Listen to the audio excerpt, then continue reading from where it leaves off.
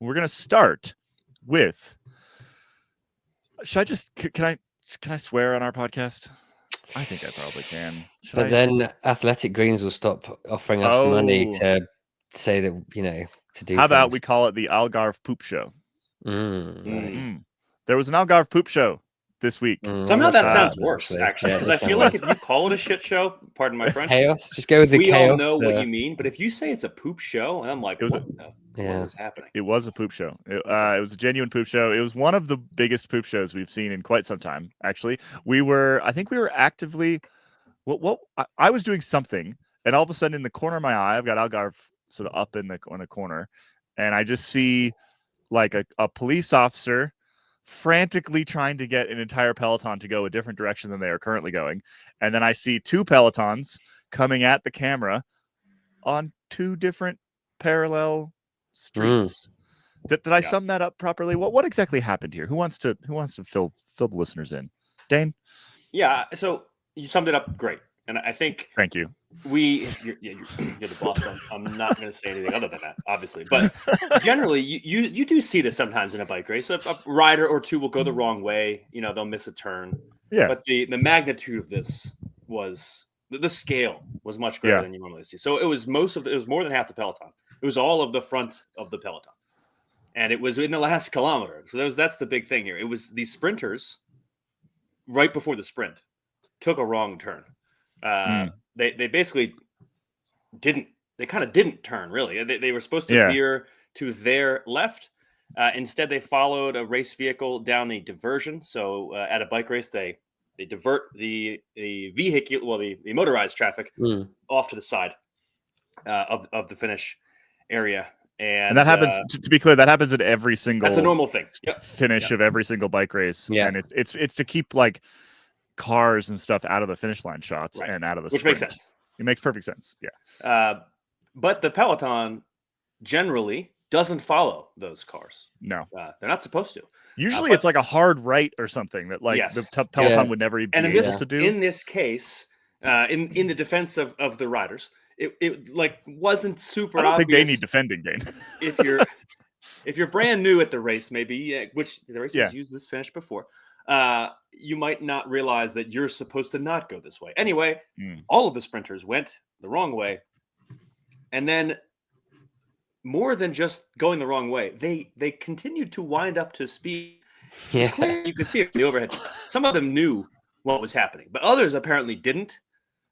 So they just went for it. Yeah. And that meant that there's like fans and cars. So there's fans lined up on this side road because they're expecting to be watching the sprint happening on the parallel road next to them. And instead, they see this wall of sprinters coming at them down this side road with no finish line. At like 60K an hour. Yeah. Yeah, right. Very fast Meanwhile, over in the real finish area, Filippo Ganna got away easily, put on the afterburners, and was kind of alone at the line. There were people behind him. It was a very clear win, dominating performance from Filippo Ganna over the 10 other people who also didn't make the wrong turn. And so we got this amazing shot of Filippo Ganna raising his hands as meanwhile on the parallel street you have the sprinters sprinting towards nothing. There's no finish line or anything, but they're going bending the road. Yeah. The whole thing was an absolute farce. Like it was not only was it farce, it was genuinely incredibly dangerous. Yes. Right? Like on that side of the road, you could have had like a couple kids running around playing with a ball, getting run over by 85 professional cyclists going 65 kilometers an hour. Right? Like genuinely incredibly dangerous what ended up happening.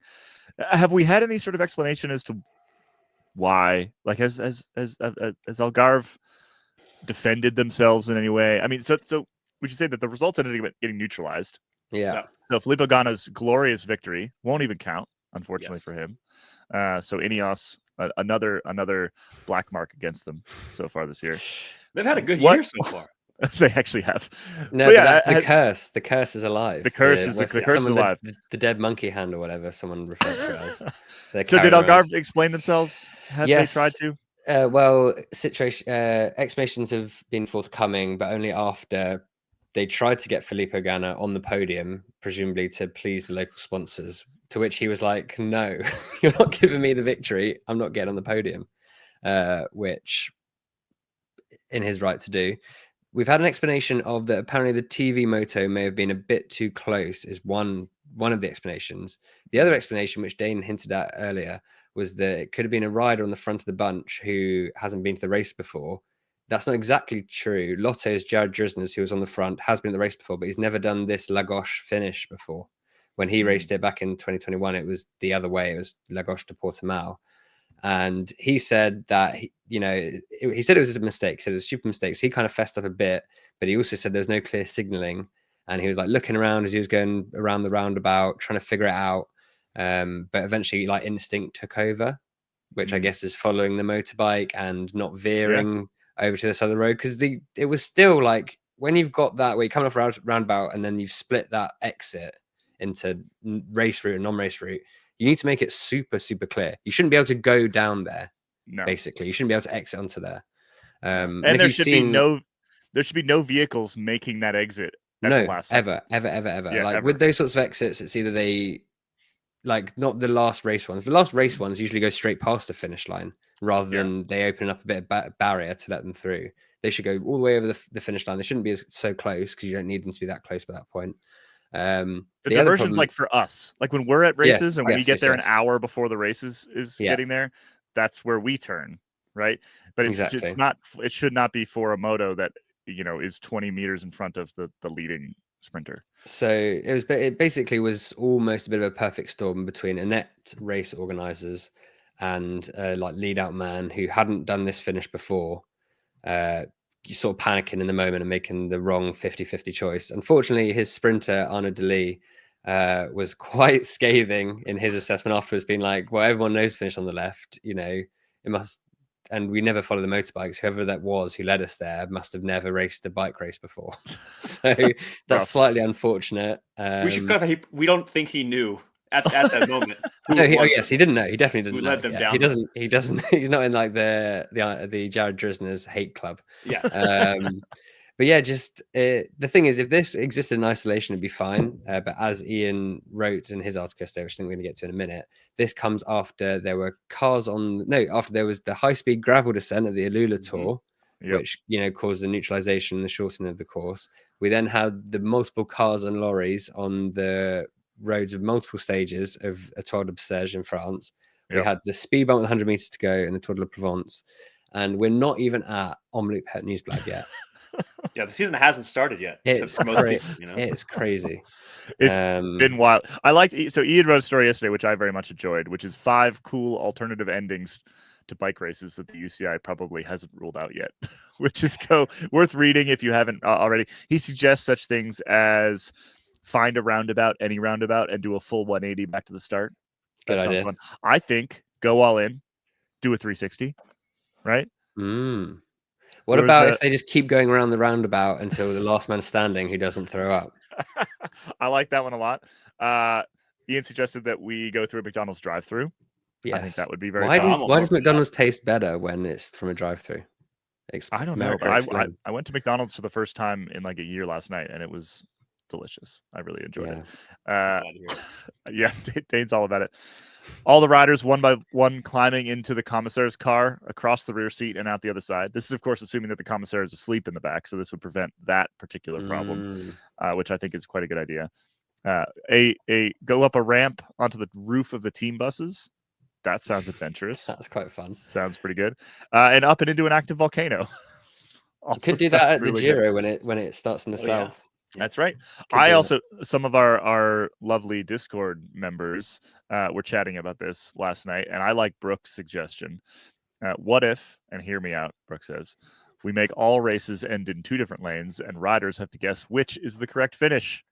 Like when they have to run through the doors in Takeshi's castle, and one of them you burst through, and the other one you get shunted back. You bounce back. Yeah. That could be slightly dangerous in cycling. Maybe. To which JLB 1705 says, 2 cycling. Oh, damn it. Perfect. Yes. So basically, it's the opposite of, it's like when you start a sporting event on a coin flip to like decide who kicks off. Yeah. It's the opposite of that. Yeah, it's where do you finish? Okay. I quite like that one. I think it's a great idea. We joke, but it's actually like I said, it's very bad. It's very dangerous, and there's probably not going to be much sort of consequence for the No, race never. organizers. There's never any consequence for the race organizers, and yeah, like I said, I think I mentioned in an episode earlier this year that I think that like collective action is something we're going to see more of in the next couple of years. Collective action from sort of teams around one cycling stuff, and maybe trying to wrest some power back from ASO, and also I think we're going to see additional collective action from riders against race organizers for this exact kind of nonsense. I mean, yeah, I think you could argue that the Algarve incident is sort of at least 5% rider error, but it's still 95% organizer error. And most of the other ones we're talking about are 100% organizer error, right? Cars on course, gravel in the course. It's like the riders can't do anything about that. That's gonna be interesting couple years, I think. And I'm intrigued to see how, like, where's the breaking point for the riders, right? Like, at what point do they just go, they just start to refuse to race or something like that? I think it was John Degenkolb came out and he was talking to Dan Benson and said that he demanded basically like an independent safety checker person, like somebody who can go and who's not part of the UCI and is not, who can go and like sort of approve race finishes and stuff like that. I think that's a good idea. I think that is something that should happen. The reason that won't and hasn't happened is because it's all politics. It's basically the money comes from the race organizers putting on the race. The sponsors, they want the race to happen no matter what. They don't see the riders as humans, really. It's just like, we need you to start at A and finish at B, and then we get all the money from our contracts. Yep. The UCI also gets paid from that in various ways. So that's the tie up there, and is why all that everyone else is left to do is, the sort of not whataboutism, the sort of hand wringing of reporting and discussing the news, but with no real sense that anything will ever change. It's a completely political thing. It's like, it's like some Soviet era system where you report that 1 million barrels of corn have been produced when it's only 200,000, but it's in the party's interests and everyone's to just pretend that everything is fine and just carry on because that's the system you're in. So it's just insanity, really. And it makes like the headline on BBC Sport and the Guardian and other websites. And it's sad that that's the only time that cycling ever makes front page news, when it's like, look at this fan inroad farce, as you said. Like, it's a farce as well, because Rob Hatch keeps it pretty down the line most of the time, but then on the Eurosport commentary, even he goes, "Oh, this is a farce," and like he only does that like a couple of times a year for something. And that was one of his farce cards that he played there. So it's bad when he's, I love a Rob Hatch farce card. Yeah, it's good stuff. It's good stuff.